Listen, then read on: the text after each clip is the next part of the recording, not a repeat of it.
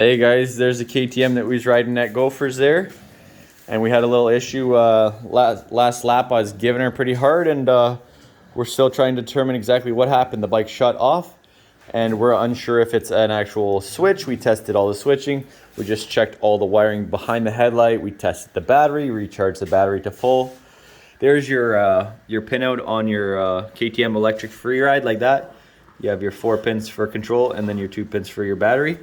Positive and negative, and you have your separate 12-volt system back here underneath the seat. Separate fuses, that's for all your lights and all your control to get the thing to go. As well, I don't know if you know my boy, but he's an absolute psycho with the surrouns. Him bikes is pimped out more than Jesus himself. They call him Magic Mitch at the weekend at the club. What you think about that? That's the two best surrouns in Canada. We got them right here. Mitch has got quite the setup here. He's got the Thumper Star 140 ready to rip. He went and got his road license legal KTM 690 Super Duke, or whatever the frick this one's called, Supermoto, or whatever they call them now. SMCR. And then the real deal, the Surround fabulous build. My boy stripped this thing down to the frame, replaced everything except the frame. It's got the chai battery, 51 amp hour. He's got the Frenchies going at it. Not another vet bill, eh? I know, bro. So Mitch, tell me a little bit about this bike. Tell the people about this bike a little bit. Yeah, so like you were saying, I started off just buying a regular stock Surround. I got it from eBikeZilla, stripped it all the way down. I got like a Russian swing arm, the Renthal chain. I got some Warp 9 rims here that I've converted to tubeless. So I got actually an adventure tire on there. You won't see that too often on the Surrounds. Yeah, these are very meaty tires. Yeah, it's a really tall profile. So like I was saying to Shay earlier, I put some seat lowerers on it just to make it more comfortable. I got the KO set up.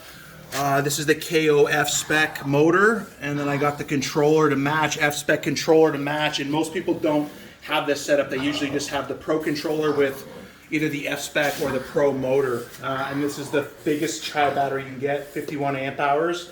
I mean, you can make bigger ones, but right now on the market, that's the biggest OEM like production model, right? Power, amperage, yeah. And then you got that fingerprint thing to start up. Just check that out. I forget which finger I'm using here, but there you go.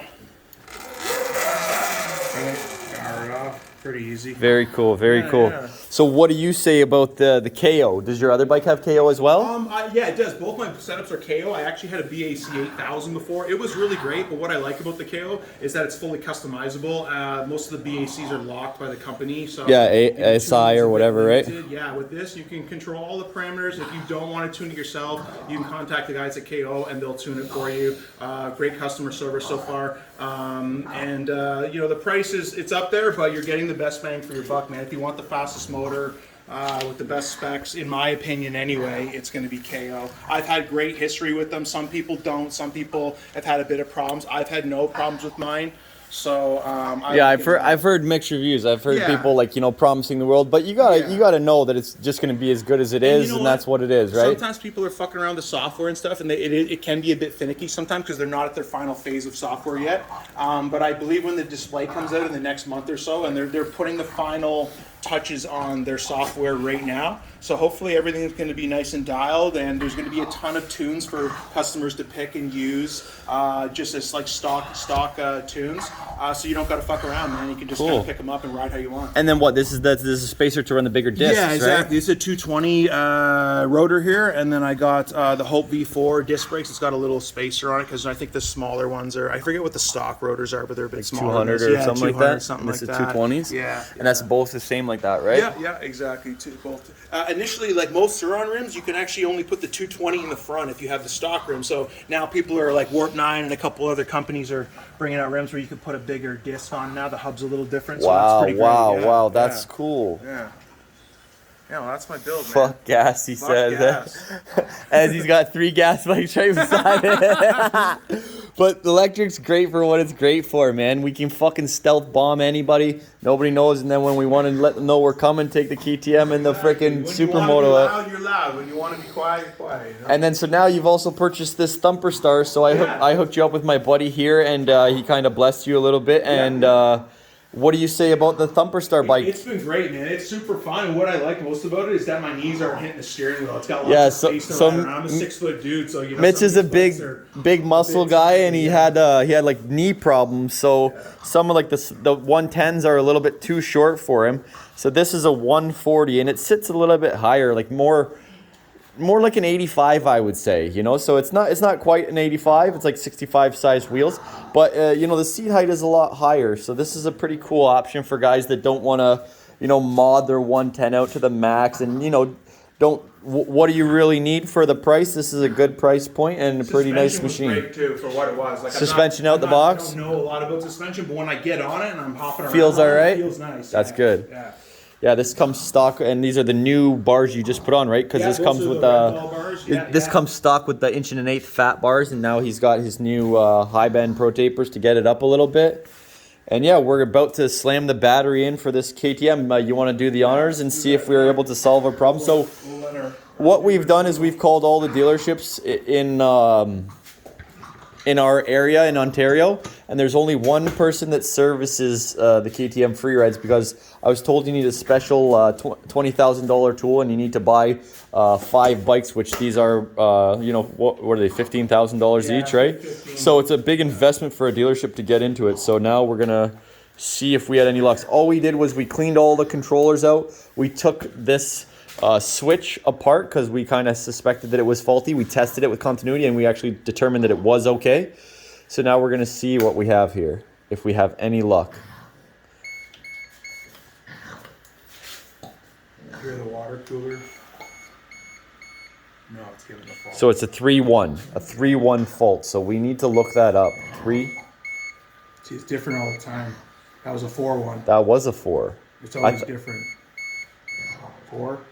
1. Okay, maybe it is 4-1 then. So a 4-1 fault. If there's anybody online that knows about these free rides, please reach out to us and give us a hand here. We're just trying to see what the heck's going on. So that is definitely our fault code that we're having. It's a 4-1. So now we're going to revert to our manual and see what we can find out. So no luck with our little quick fix. Now we're going to dive into her and see what we find here.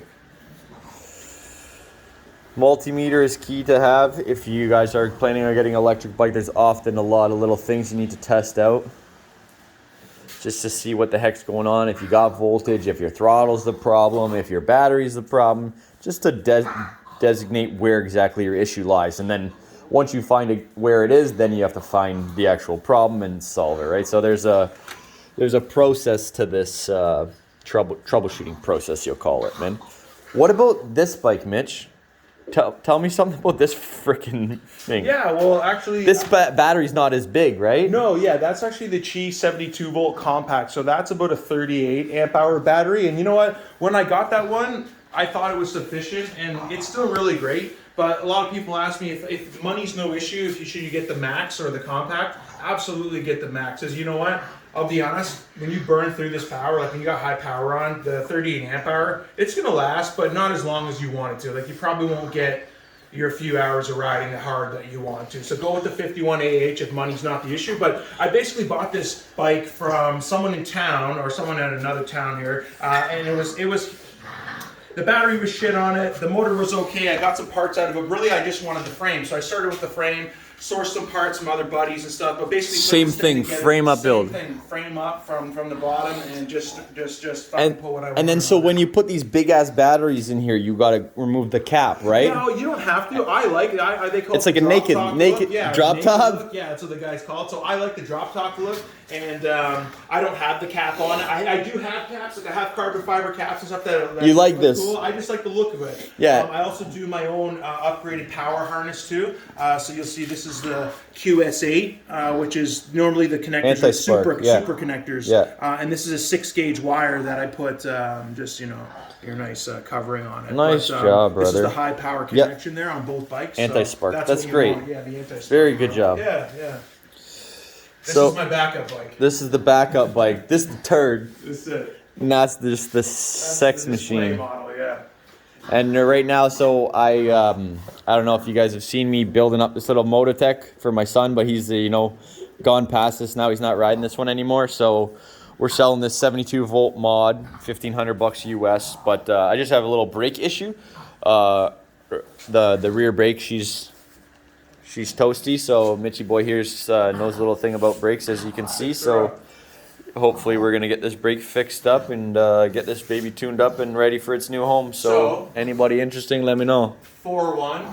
4.1 is a fault in the throttle grip, which doesn't seem too bad. It seems more of a replacement. So you can see blank 4.1 right there on the code, fault in the throttle grip. It says to just switch the switch on and off and check the throttle grip for external damage. So the switch on and off doesn't work, but we're probably going to need a new throttle. So just order a new throttle. Yeah, exactly. That's as easy as it could be. Wow. That's it, bro.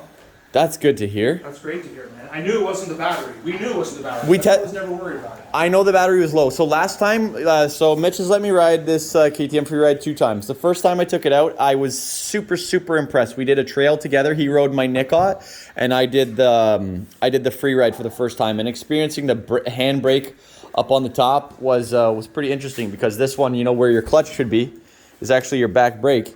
Your front brake's normal. And so I was really jiving on the trail, not having I could really focus on keeping my balls of my feet on my foot pegs, and I was really liking it. So he let me ride on the trail, and then somehow I conned him into to taking it on the track. I think it's because he made me go into a coma. So he felt bad for me and let me ride this thing on Gopher Dude's big track, and I did 2 laps, but at that point I remember it was at 3 bars. And I dropped it down to 2. And that's okay, and that's still 50%. And when you gave it to me, you had already been riding a lot with your friend. 1 bar was down. And it was already at 2 bars. And then when I was riding it down, it dropped down to 1 bar. Right. And then I continued to proceed on for my second lap. And that's when it just shut off. So I was kind of at the hunch, oh, it's low battery. Yeah. And Mitch was kind of at the hunch, oh, it's the fucking on-off switch. So he was kind of in the right, because we did investigate the switch, but it's actually the 4-wire control from the throttle that's giving us our signal issue, not the 2-wire on-off. So we'll go from there. I think we're gonna go to the point where we just order a new throttle module. I'm happy with that, man. Yeah, and then we'll switch it out. So anybody have any questions, or Instagram or FaceTube or whatever, hit me up. Cheers, guys. Electric MX out. Heinies.